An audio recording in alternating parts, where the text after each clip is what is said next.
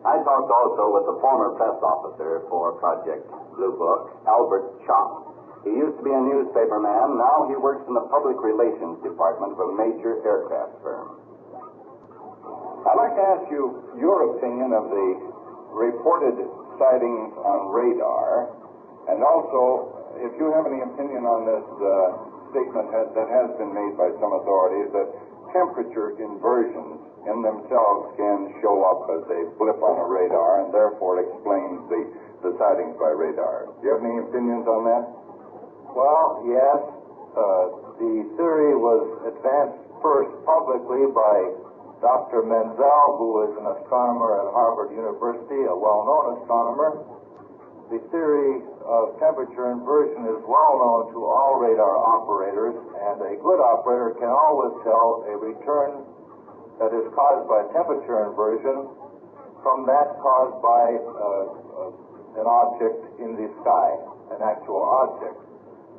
Dr. Menzel's theory was considered early in the study by the Air Force, and they have publicly stated that Dr. Menzel's theory would not account for more than just about 1% of the sightings they have solved.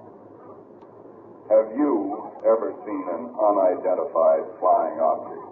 Only on radar. I was present in Washington, D.C. the night of the big sighting over the nation's capital in 1952.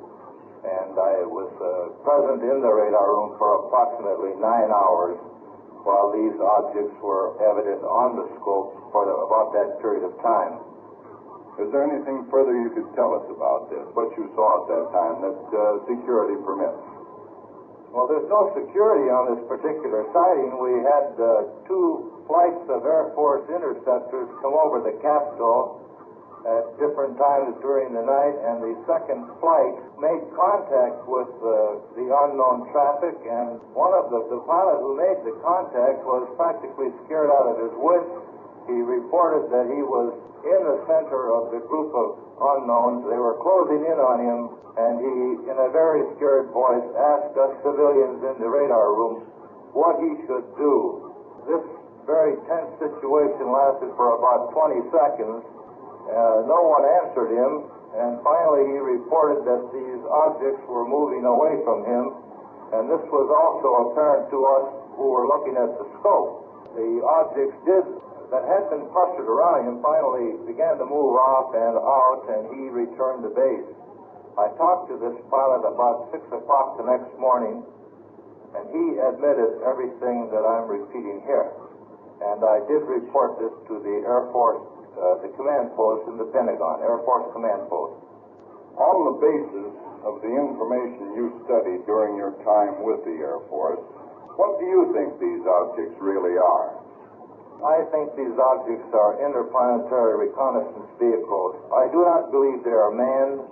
I believe they're here merely to observe things that are happening on this Earth.